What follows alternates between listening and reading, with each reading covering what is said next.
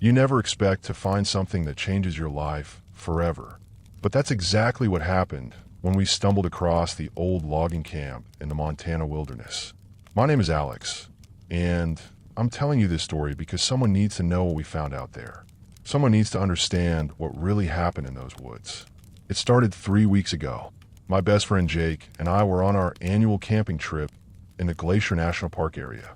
We've been doing this every summer since high school, just the two of us, some basic gear, and a week away from civilization. Jake's always been the adventure type, the kind of guy who sees a do not enter sign and immediately wants to know what's behind it. Check this out. Jake called from about 50 feet ahead of me on the trail. We've been hiking for most of the morning, following an old deer path that wasn't on any of our maps. The Montana sun was beating down hard, and I was ready for a break. I caught up to him at the edge of a small clearing. What I saw made my stomach drop. There, hidden among the towering pine trees, were the remains of what looked like an old logging camp. But this wasn't just any abandoned site. Something felt immediately wrong about it. The first thing that hit me was the smell. Even from where we stood, about 100 yards away, there was this sour, rotting odor in the air. It reminded me of the time our neighbor's cat died under our porch and we didn't find it for a week. But this was stronger, more bitter. "Dude, this is incredible," Jake said, already pulling out his phone to take pictures. "Look at those buildings. They must be from the 1940s or 50s. This could be a real historical find." I squinted at the structures scattered across the clearing. There were maybe 8 or 9 buildings total. Some looked like bunkhouses, others were clearly work buildings. A few had collapsed completely, their roofs caved in and walls tilted at impossible angles. But several were still standing, their dark windows staring back at us like empty eye sockets. "I don't know, man," I said, adjusting my backpack straps. "This place gives me the creeps. And what's with that smell?" Jake was already walking toward the camp, his curiosity overriding any sense of caution. "Come on, Alex. When are we going to get another chance to explore something like this? This place has been abandoned for decades. Think about the stories it could tell." As much as I wanted to turn around and continue on our original trail, I knew Jake was right. We'd stumbled onto something unique, and despite the bad feeling in my gut, I had to admit I was curious too. We approached the camp slowly, stopping every few steps to look around. The silence was complete except for the sound of our boots crunching on the dead pine needles. No birds were singing, no insects buzzing. Even the wind seemed to have stopped. The first building we reached was clearly the main office. A weathered sign hung crooked above the door. Blackwood Timber Company, St. 1943.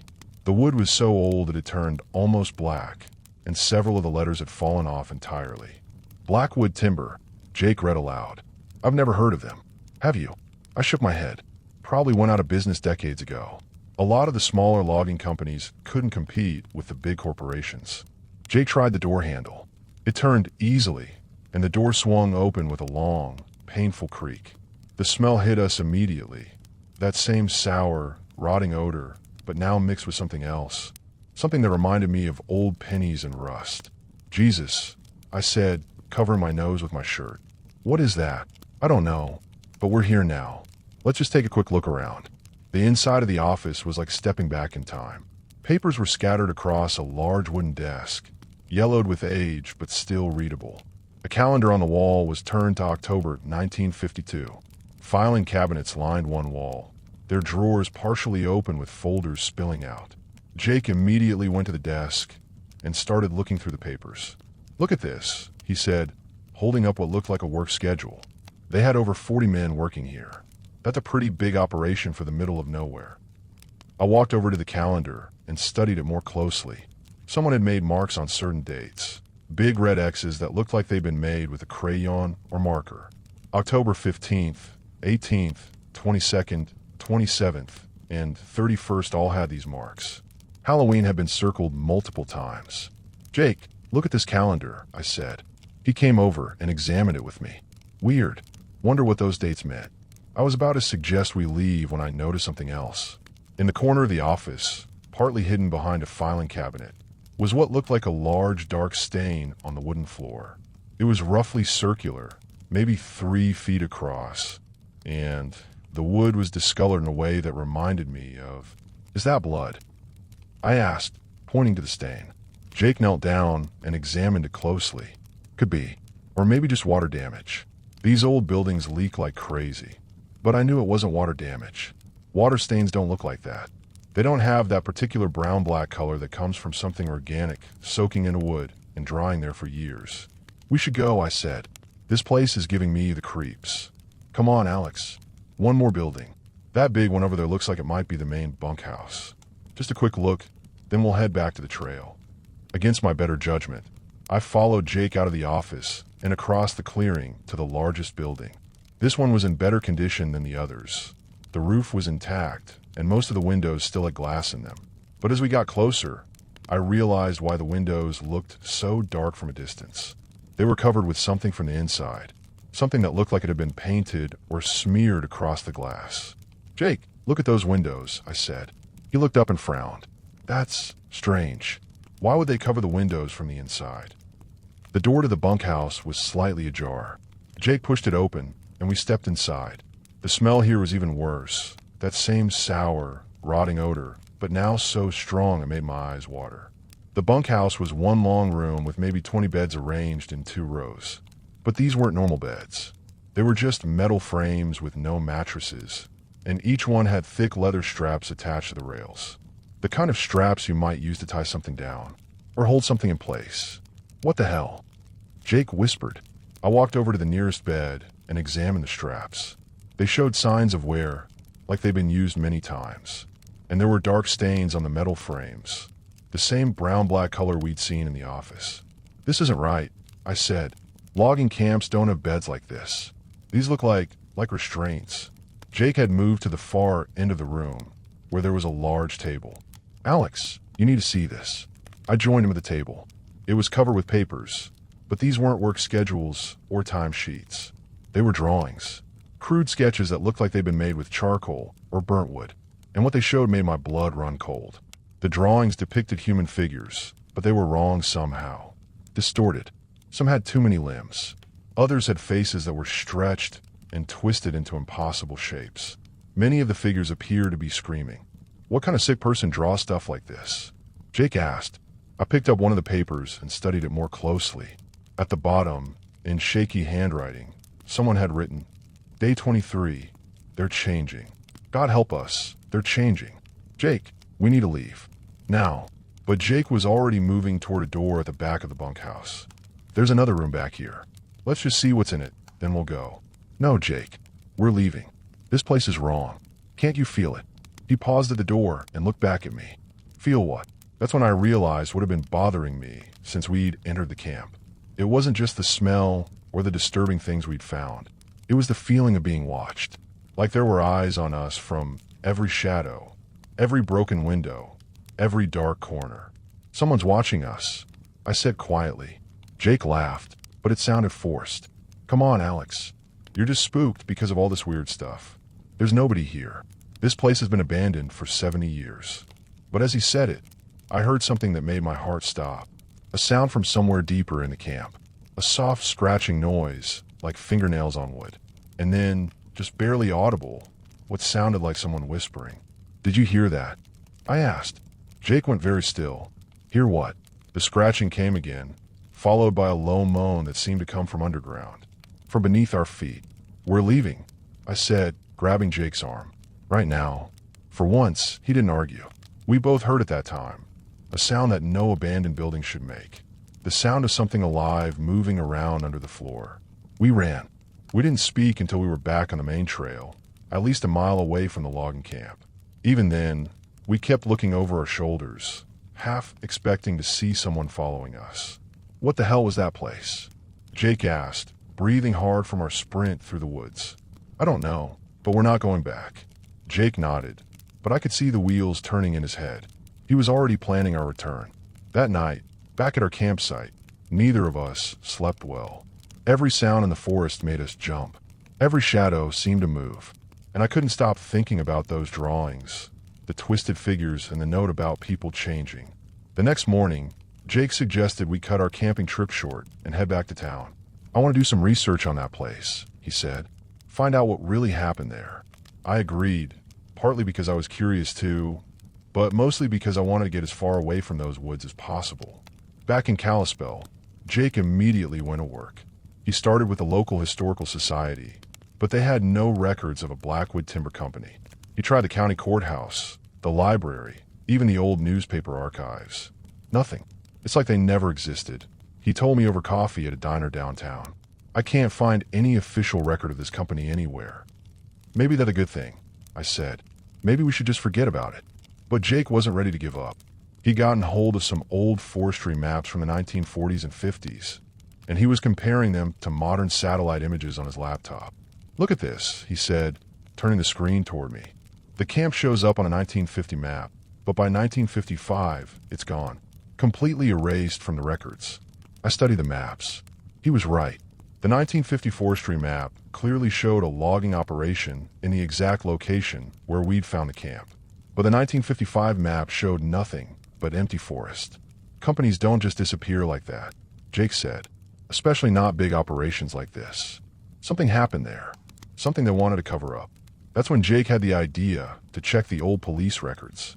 The Flathead County Sheriff's Department had been keeping records since the 1920s, and many of the older files have been digitized. What we found there changed everything. The first report was dated October 16th, 1952. A ranger had reported strange sounds coming from the direction of the Blackwood camp, screaming that went on for hours during the night. When deputies went to investigate, they found the camp completely empty. No workers, no equipment, no explanation. But there were signs of a struggle. Overturned furniture, broken windows, and what the report described as substantial amounts of blood in several buildings. The second report was from October 20th. A group of hunters had reported finding human remains in the woods near the camp. The bodies were described as severely mutilated and showing signs of unusual decomposition. The third report was the most disturbing. Dated October 31st, 1952, it described the complete destruction of the Blackwood camp by persons unknown. The buildings had been burned, the equipment destroyed, and the entire site had been salted to prevent anything from growing there again. Salted? I asked. Why would they salt the ground? Jake looked up from the police report. Salting the earth is an old practice. It's what you do when you want to make sure nothing can ever grow in a place again. It's what armies used to do to conquered cities to make sure they could never be rebuilt. But why would they do that to a logging camp? Because whatever happened there, they wanted to make sure it could never happen again. The final report was dated November 15th, 1952. It was signed by the sheriff himself, and it was brief. Investigation into the Blackwood timber incident has been suspended by order of the federal government. All evidence has been transferred to federal custody. Case closed. Federal government. I said, why would the feds be interested in a logging camp? Jake was quiet for a long moment, staring at the screen. What if it wasn't just a logging camp? What do you mean? Think about it. 1952 was right in the middle of the Cold War. The government was doing all kinds of secret experiments back then. MK-Ultra, biological weapons research, radiation, testing on unwitting subjects. What if Blackwood timber was just a cover for something else? The idea made sense in a horrible way. An isolated logging camp in the middle of the Montana wilderness would be the perfect place to conduct experiments that you didn't want anyone to know about. And the workers, men who had come from all over the country looking for work, would be perfect test subjects. People who wouldn't be missed if they disappeared. Those beds in the bunkhouse, I said slowly. The ones with the straps. Restraints, Jake finished. For holding people down while they experimented on them. And the drawings. The note about people changing. What if the experiments worked? What if they actually changed people into something else? I felt sick. Jake, we need to forget about this. Whatever happened there, it's over. It's been over for 70 years. But Jake was already shaking his head. The sound we heard, Alex, the scratching, the moaning, that came from underground. What if not everyone died in 1952? What if some of them survived? That's impossible. Nothing could survive 70 years underground. Normal people couldn't. But what if these weren't normal people anymore? What if the experiments changed them into something that could survive? I wanted to argue with him, to tell him he was being ridiculous. But I couldn't forget the sound we'd heard under the floor of the bunkhouse. The sound of something alive moving around beneath our feet.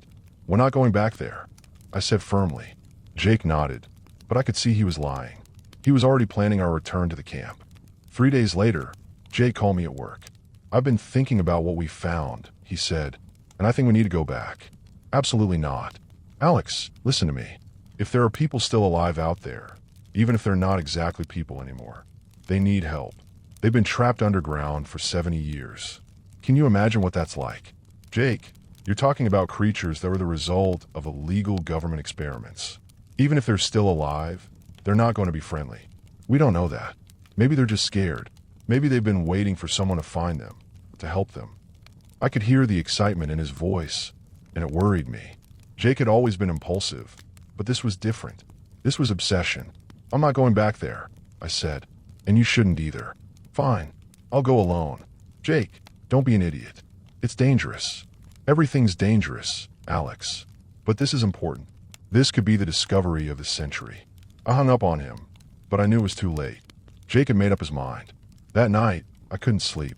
I kept thinking about my best friend driving out to that horrible place alone, with no backup and no way to call for help if something went wrong.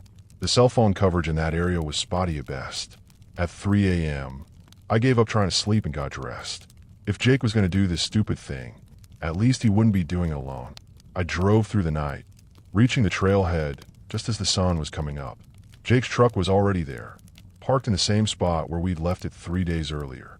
The hike to the camp felt different this time.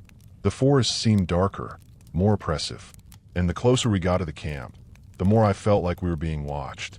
I found Jake in the bunkhouse, kneeling beside one of the beds with the restraints.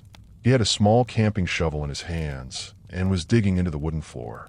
"What are you doing?" I asked. He looked up at me with wild eyes. "I found the entrance. There's a trapdoor under this bed. It's been covered over, but I can feel the edges." "Jake, stop. This is insane." "I've been here since midnight," he said, ignoring my protests. "I heard them, Alex. They're down there.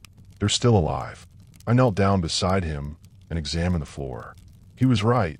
There was a rectangular outline in the boards, about 3 feet by 3 feet. It had been covered over with newer wood, but the seams were still visible.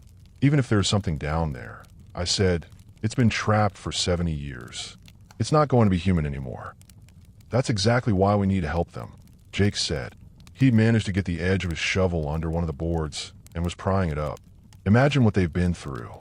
The isolation, the hunger, the fear." The board came free with a loud crack, and immediately the smell hit us.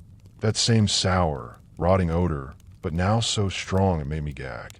"God, that's horrible," I said, covering my nose. Jake was already working on the next board. "It's just decay. Organic matter breaking down over time. It's natural." But I knew it wasn't natural. Nothing about this place was natural. Within minutes, Jake had removed enough boards to reveal the trapdoor underneath. It was made of metal, painted black, with a handle that looked like it belonged on a bank vault, and scratched into the metal, in letters that looked like they'd been carved with fingernails, was a single word: "Help." "Jesus Christ," I whispered. Jake was already reaching for the handle. "They're asking for help, Alex. We can't just leave them down there." "Jake, don't open that door." But it was too late. Jake grabbed the handle and pulled. The trapdoor was heavy, but it opened with a grinding sound of metal on metal. Immediately, the smell became overwhelming. Not just the sour odor, but something else. Something that smelled like meat that had been left out in the sun for weeks. Below the trapdoor was a ladder leading down into darkness. Jake shined his flashlight into the hole. I could see it went down at least 20 feet before disappearing into shadows. "I'm going down," Jake said. "No, you're not." I grabbed his arm. "Jake, listen to me. Whatever's down there has been trapped for 70 years.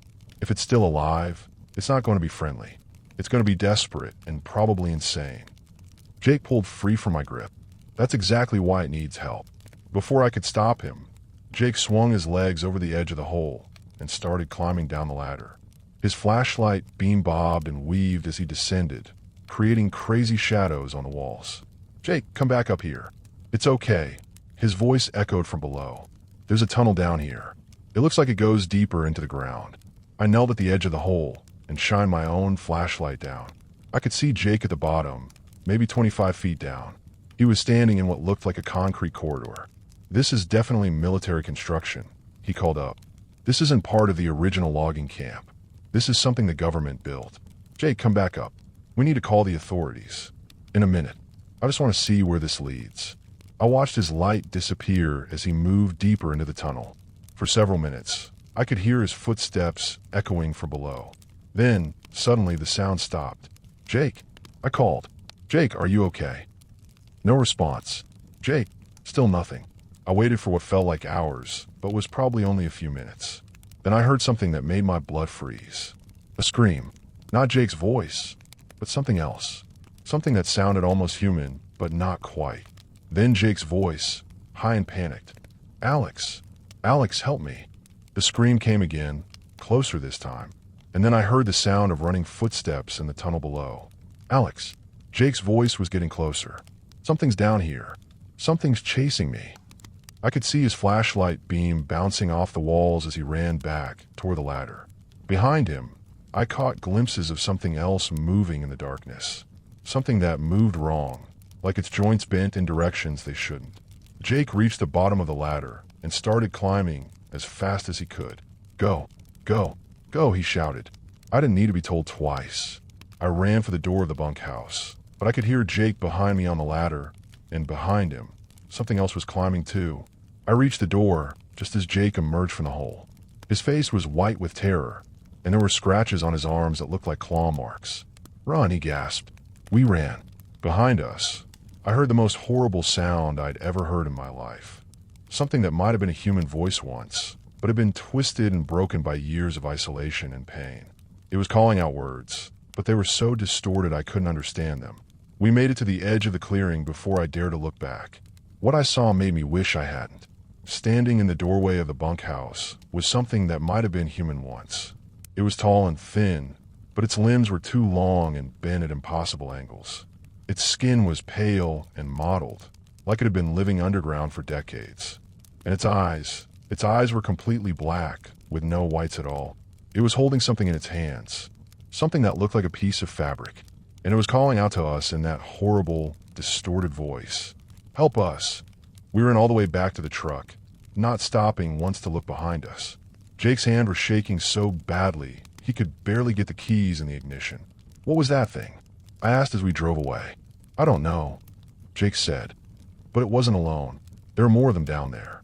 A lot more. What did you see in the tunnel? Jake was quiet for a long moment. Cells, he said finally. Prison cells carved into the rock. And in every cell, there was someone or something that used to be someone. How many? I don't know. Dozens. Maybe more. Alex, they've been down there for 70 years. 70 years of isolation and darkness, and God knows what else. And they're all still alive. I thought about the thing we'd seen in the doorway, holding what looked like a piece of fabric. What was it holding? Jake reached into his pocket and pulled out a torn piece of cloth. I think it was trying to give this to me. I grabbed it when I was running. I examined the fabric. It was old and stained, but I could still make out part of a name tag. Reeson Blackwood Timber CO. It's from a work shirt, I said. One of the original workers. Alex. I think they remember who they used to be. That thing in the doorway. It was trying to communicate with us. It was asking for help. I thought about the word scratched into the metal door. Help. And I thought about the horrible sound of that distorted voice calling out to us. We need to tell someone, I said. Tell them what? That we found a secret government facility full of people who've been mutated by experiments and trapped underground for 70 years. Who's going to believe that? Jake was right, but I knew we couldn't just leave those things down there. Whatever they were, they had been human once. And if they were still capable of asking for help, maybe they were still human in some way. We need to go back, I said. Jake looked at me like I was crazy. Are you insane? Did you see what that thing looked like? You said it yourself. They're asking for help. We can't just abandon them. Alex, they're not human anymore. They might be dangerous. Maybe, but they're still alive. And they've been trapped down there for 70 years. Don't you think they deserve some kind of help? Jake was quiet for a long time. Finally, he said, what are you suggesting? I don't know yet, but we need to do something. As we drove back toward town, I couldn't stop thinking about those black eyes staring at us from the doorway. Eyes that had once been human. Eyes that had seen things no one should ever have to see. Whatever those things were, they had been people once. People with families and dreams and hopes for the future. And now they were trapped in a nightmare that had lasted for 70 years. We had to help them. We had to find a way. But first, we needed to understand what we were dealing with. And that meant going back to the camp one more time. Only this time, we were going to be prepared. The next few days were a blur of research and planning. Jake had become obsessed with finding out everything he could about the Blackwood camp and whatever experiments had been conducted there. He barely slept, barely ate. All he did was stare at his computer screen, searching through old government documents and military records. "Look at this," he said, showing me a declassified document he'd found on a government website. Operation Metamorphosis. It was a biological warfare program run by the Army in the early 1950s. I read over his shoulder. The document was heavily redacted, with most of the important information blacked out. But what remained was disturbing enough. Test subjects were exposed to experimental compounds designed to enhance physical capabilities and extend lifespan, I read aloud. Side effects included severe physical mutations and psychological deterioration. "It gets worse," Jake said, scrolling down. "Look at this part." The next section described how test subjects who survived the initial experiments showed increased aggression, loss of higher brain function, and an apparent inability to die from normal causes. "They created monsters," I said quietly. "Not on purpose. They were trying to create super soldiers.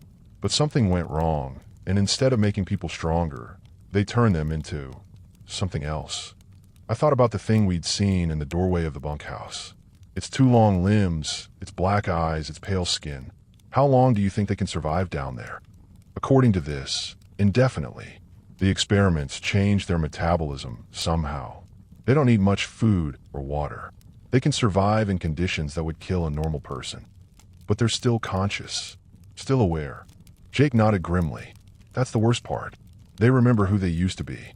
They're trapped in bodies that aren't human anymore, but their minds are still partially intact. The idea made me sick. To be conscious but trapped in a nightmare body for 70 years. It was worse than death. "We need to help them," I said. "But how?" Jake had already been thinking about that. He'd drawn up plans for our return to the camp, complete with equipment lists and safety procedures. "First, we need protective gear," he said. "Hazmat suits in case there are still biological agents down there. Gas masks, heavy boots, thick gloves. What about weapons?" Jake shook his head. "I don't think they want to hurt us. They're asking for help, but we should bring tranquilizer guns, just in case." "Where are we going to get tranquilizer guns?" "My uncle owns a veterinary clinic. He uses them for large animals. I can borrow a couple." Over the next 2 days, we gathered everything we thought we might need. Hazmat suits from a medical supply company, industrial flashlights with extra batteries, rope in case we needed to make a quick escape, a first aid kit, and most importantly, a satellite phone that would work even in the remote wilderness. "If something goes wrong," Jake said, "we call for help immediately. No heroics." I agreed, but I wondered who we would call. The local police wouldn't know how to handle something like this. The federal government had covered it up once. They might do it again, and this time they might make sure we couldn't talk about it. On Thursday morning, we loaded everything into Jake's truck and headed back to the mountains. The drive seemed to take forever, and with each mile, I felt the dread growing in my stomach. "Are you sure about this?" I asked as we turned onto the forest road. "No," Jake said honestly, "but we can't just leave them down there. If it was you trapped underground for 70 years, wouldn't you want someone to try to help?" I thought about it and realized he was right. Whatever those things were now, they had been people once. People who deserved better than to be forgotten and left to rot in an underground prison. We parked at the same spot and hiked in, carrying our equipment and heavy backpacks. The forest seemed even more oppressive than before. No birds, no insects, no wind. Just an unnatural silence that made every footstep sound like a gunshot. When we reached the camp, everything looked exactly the same. The buildings still stood in their uneven rows. The windows still stared blindly at us, and the smell still hung heavy in the air. But something was different. I couldn't put my finger on it at first, but then I realized what it was. The trapdoor in the bunkhouse was closed again. "Someone closed it," Jake said, staring down at the metal door. "Or something." We put on our hazmat suits and gas masks before approaching the trapdoor. Jake had brought a crowbar this time, and he used it to pry the door open. The smell that came up was so strong it made my eyes water, even through the gas mask. "Remember," Jake said, his voice muffled by the mask, "we stay together. We don't separate for any reason. And if anything goes wrong, we get out immediately." I nodded and followed him down the ladder. The tunnel was exactly as Jake had described it, a concrete corridor that stretched away into darkness. But now I could see details I'd missed before. The walls were covered with scratches, like claw marks, and there were dark stains on the concrete that could only be blood. "This way," Jake said, pointing his flashlight down the corridor. We walked slowly, our footsteps echoing in the confined space. After about 50 feet, the corridor opened up into a larger chamber. And that's when we saw them. Cells. Dozens of them, carved into the rock walls on both sides of the chamber. Each cell was about 6 feet by 6 feet, with thick metal bars across the front. And in every cell, something was moving. "Jesus Christ," I whispered. The things in the cells had once been human, but the experiments had changed them in horrible ways. Some had limbs that were stretched and distorted. Others had skin that was mottled and diseased-looking. A few had extra appendages growing from their backs or sides. But the worst part was their eyes. They all had those same black eyes, completely without whites. And they were all looking at us. "Help us," one of them said, its voice barely human. "Please, help us." "How many are there?" I asked. Jake was counting under his breath. "At least 40, maybe more." One of the creatures pressed itself against the bars of its cell. It was tall and thin, with arms that hung down almost to its knees. Its face was gaunt and pale, but I could still see traces of what it had looked like when it was human. "Please," it said, reaching one elongated hand toward us. We remember. We remember who we were. "What's your name?" Jake asked gently. The creature's black eyes focused on him with an intensity that was frightening. "Tom," it said after a long pause. "Tom Harrison, from Nebraska." I felt my heart break a little. This monster, had been a man named Tom Harrison from Nebraska. He'd probably come to Montana looking for work, maybe to support a family back home. And instead, he'd been trapped in this nightmare for 70 years. "How long have you been down here, Tom?" Jake asked. "Long time," Tom said. "So long. We tried to count days, but we lost count." Other creatures were pressing against their cell bars now, all of them trying to speak at once. Their voices overlapped into a horrible chorus of pleas and cries for help. "Please let us out. We want to go home. It hurts. It hurts so much. Make it stop." I had to lean against the wall to keep from falling over. The weight of their suffering was overwhelming.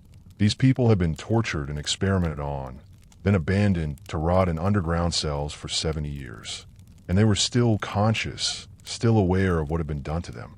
"We're going to help you," Jake said loudly, his voice carrying over their cries. "We're going to get you out of here."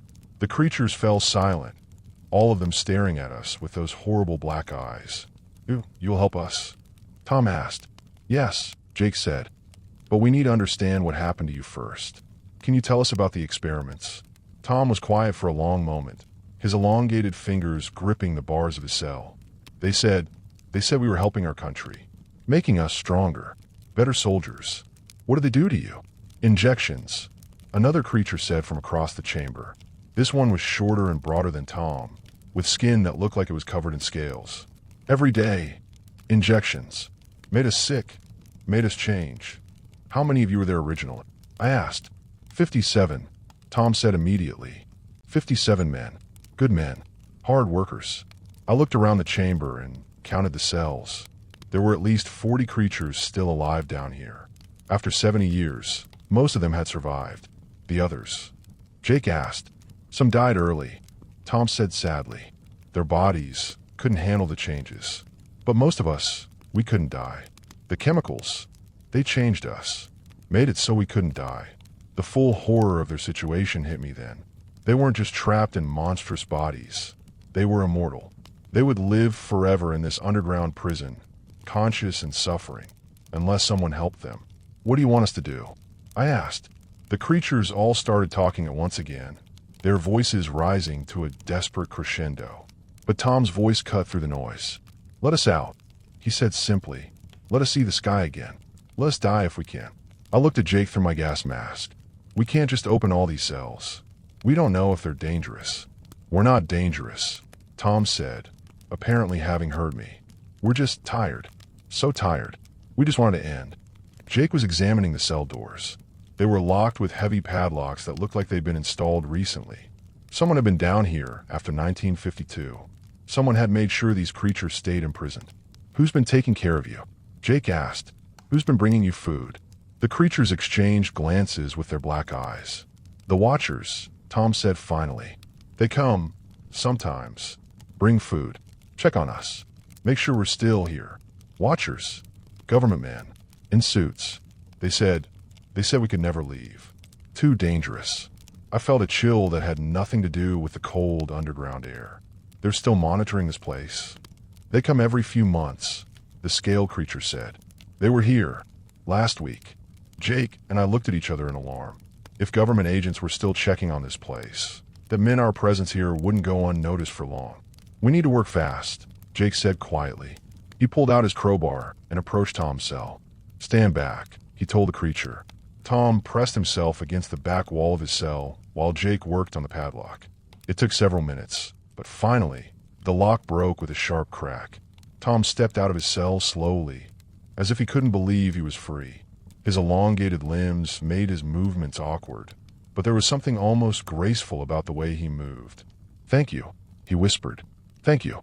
Other creatures were calling out now, begging to be freed from their cells. Jake moved to the next cell, then the next. One by one, he broke the locks and opened the doors.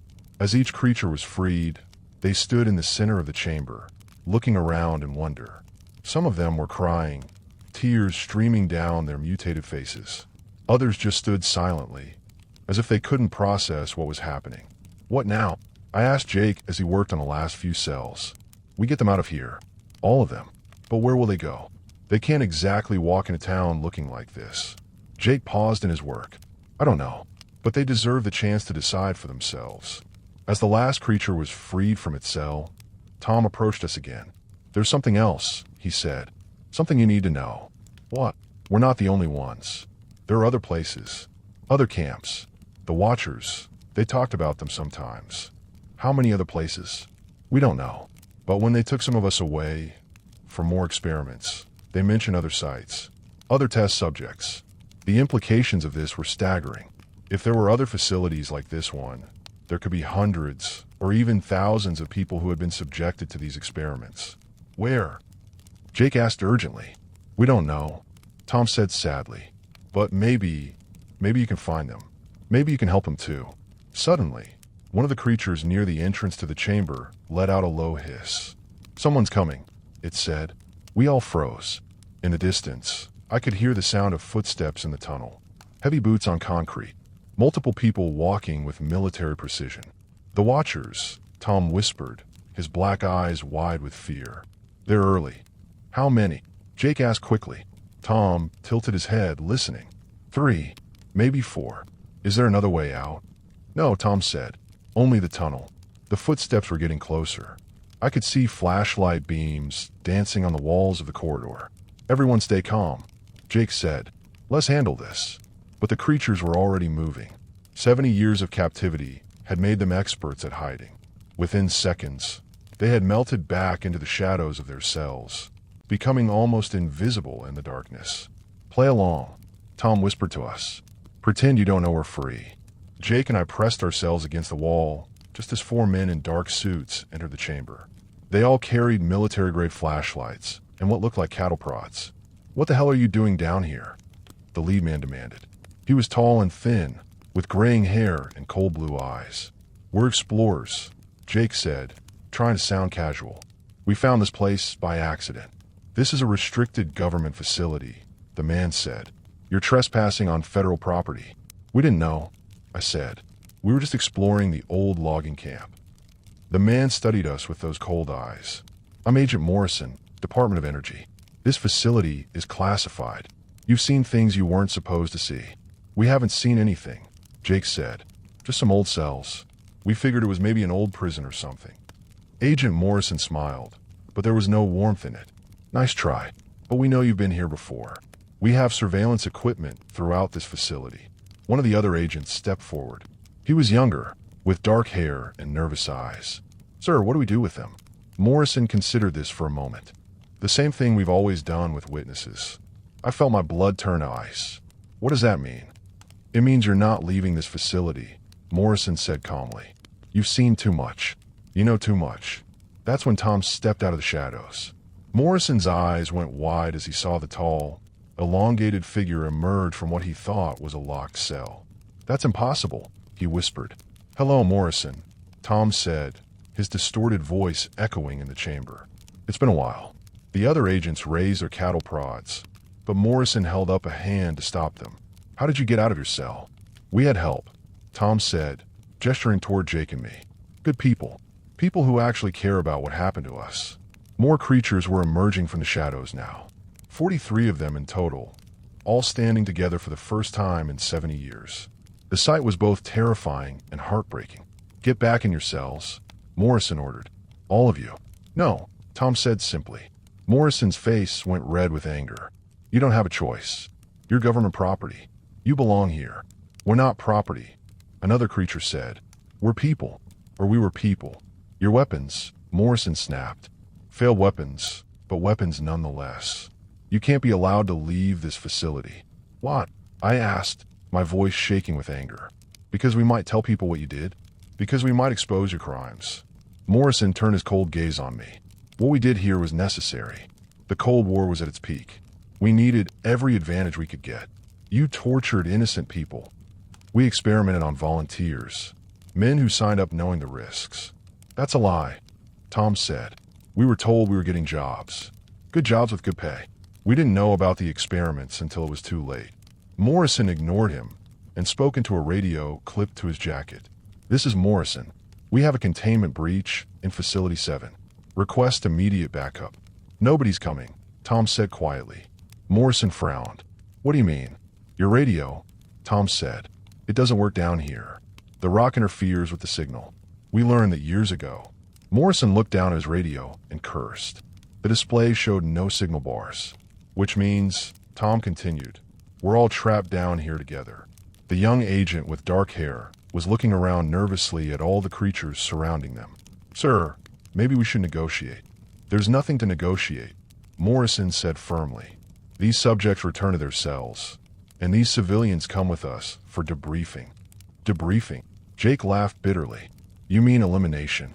Morrison didn't deny it. That's when everything went wrong. The young agent, panicked by the sight of all the creatures, accidentally triggered his cattle prod. The electrical discharge hit one of the creatures, the one with scales, and sent it convulsing to the ground. The other creatures reacted instantly. 70 years of captivity and torture had left them with very little patience for violence. They moved faster than I would have thought possible.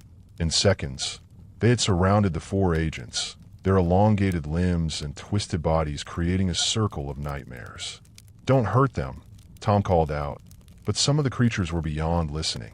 They had suffered for too long, been tormented for too many years. The scaled creature that had been shocked was back on its feet, and it was angry. It grabbed the young agent's cattle prod and crushed it in one hand like it was made of paper. "Please," the agent begged. "We were just doing our jobs. So were the guards of the concentration camps." One of the creatures snarled. Morrison was backing toward the tunnel entrance, but there were creatures blocking his path. "Stand down," he ordered. "That's a direct order. You don't give us orders anymore," Tom said sadly. "You never should have given us orders." I could see that the situation was about to turn violent. These creatures had every right to be angry, but if they killed the agents, there would be no going back. The government would never let them go free. "Wait," I said loudly. "Everyone just wait." The creatures turned their black eyes toward me. Even in their anger, they were willing to listen. "If you kill them, you'll never be free," I said. "The government will send more agents. They'll hunt you down. They'll make sure you never see the surface again." "What do you suggest?" Tom asked.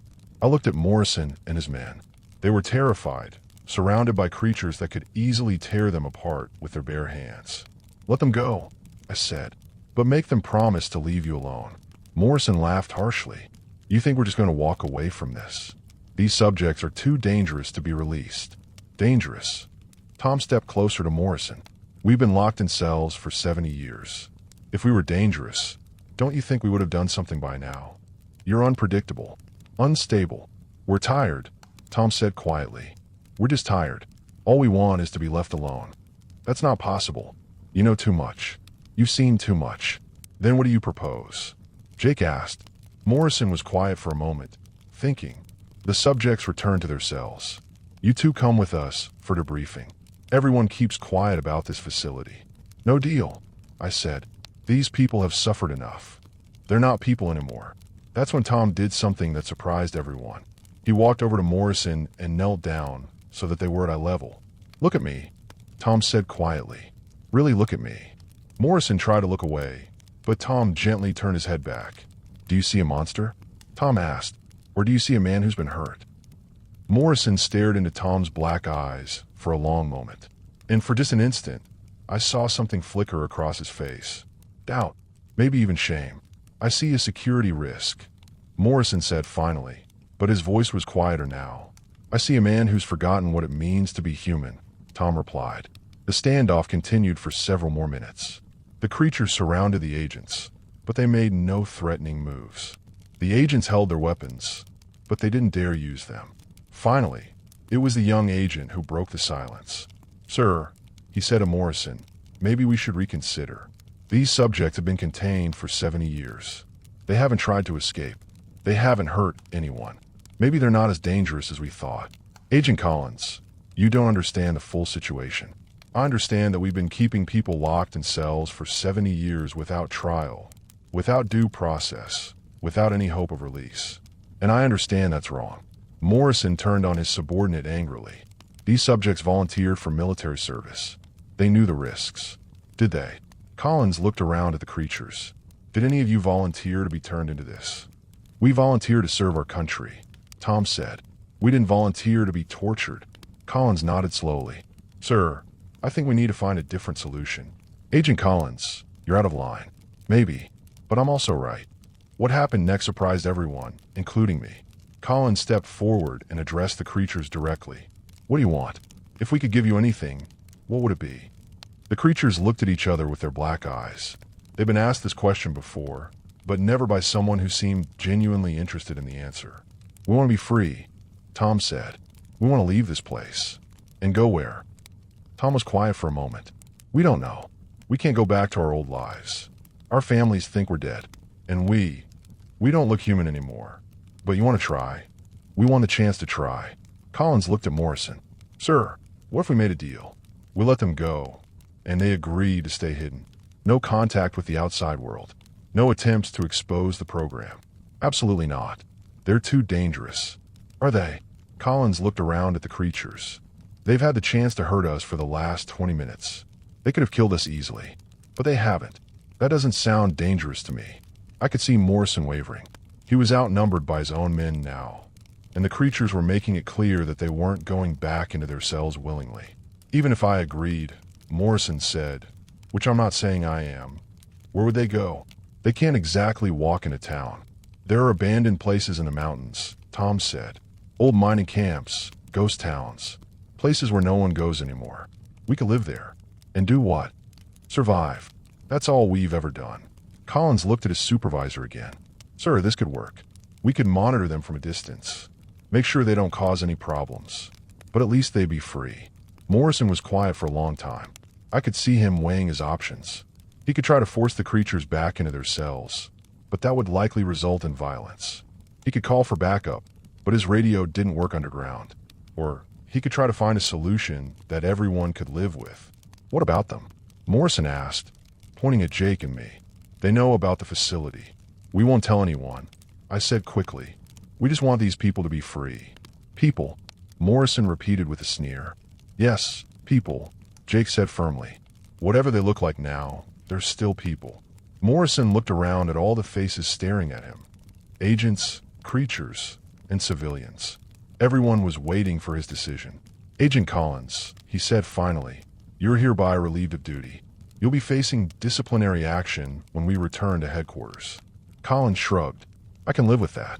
Morrison turned to the other two agents. What about you? Are you going to follow orders? Or are you going to side with subjects who should have been terminated years ago?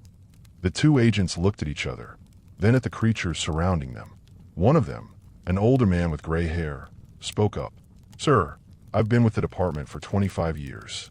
I've done things I'm not proud of in the name of national security. But this is different.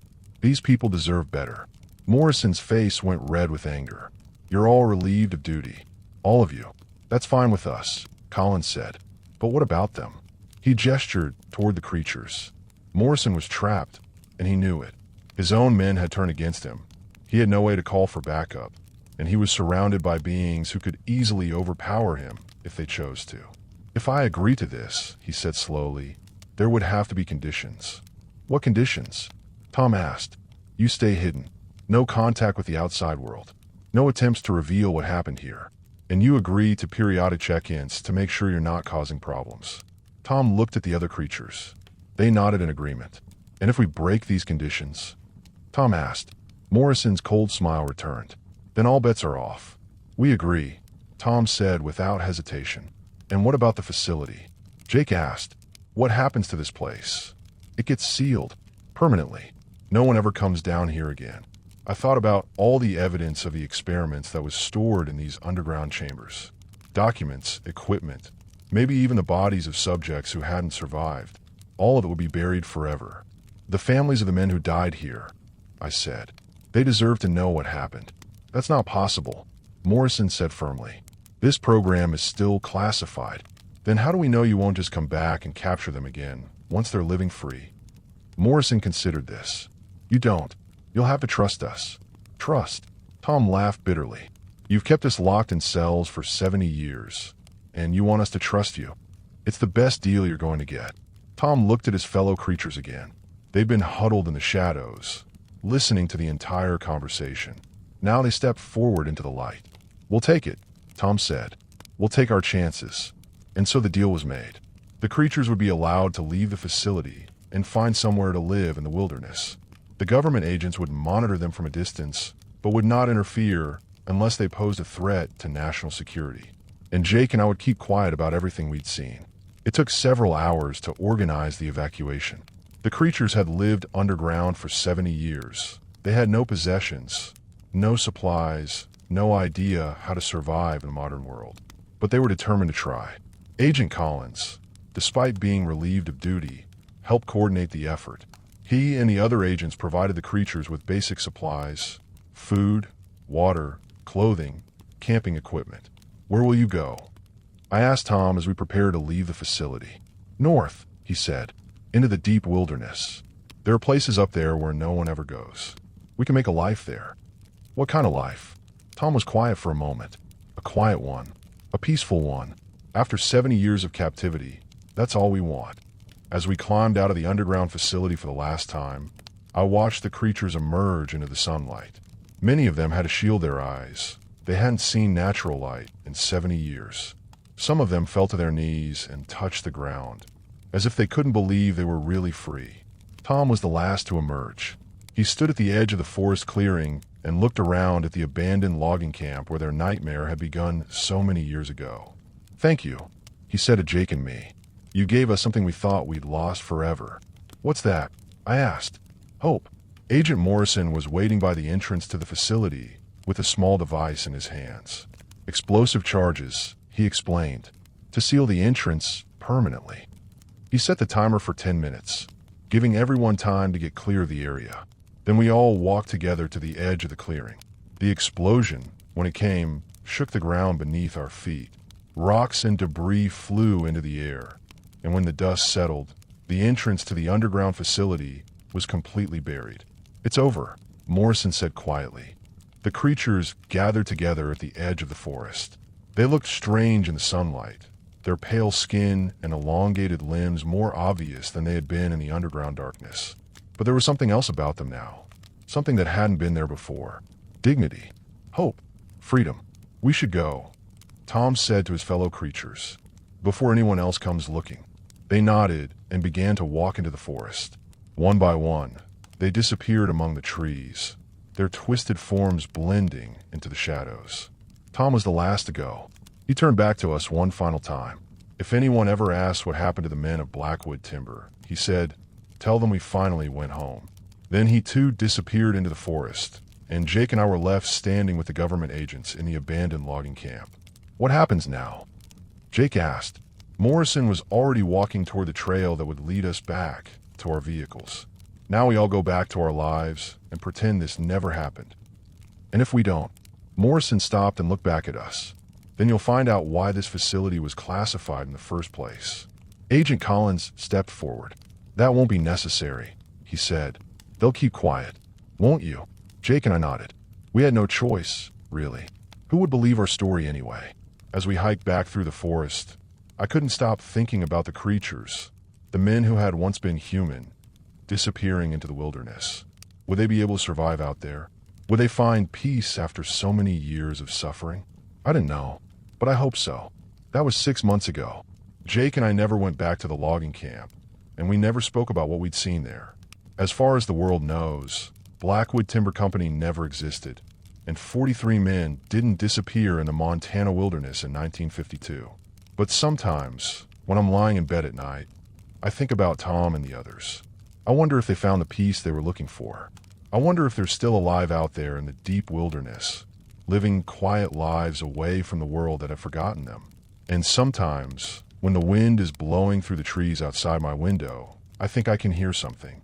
A sound that might be voices calling out across the darkness. Voices that sound almost human, but not quite. Voices that remind me that some secrets are too terrible to stay buried forever. The official records say that Blackwood Timber Company was a small logging operation that went out of business in 1952 due to financial difficulties. The records say that all the workers found other jobs and moved away. The records lie, but the truth is still out there, somewhere in the Montana wilderness. And maybe, if you're unlucky enough, you'll find it too. Just remember, if you ever come across an abandoned logging camp in the middle of nowhere, if you ever smell that sour, rotting odor in the air, if you ever hear scratching sounds coming from underground, turn around and walk away. Some places are abandoned for a reason, and some secrets should stay buried.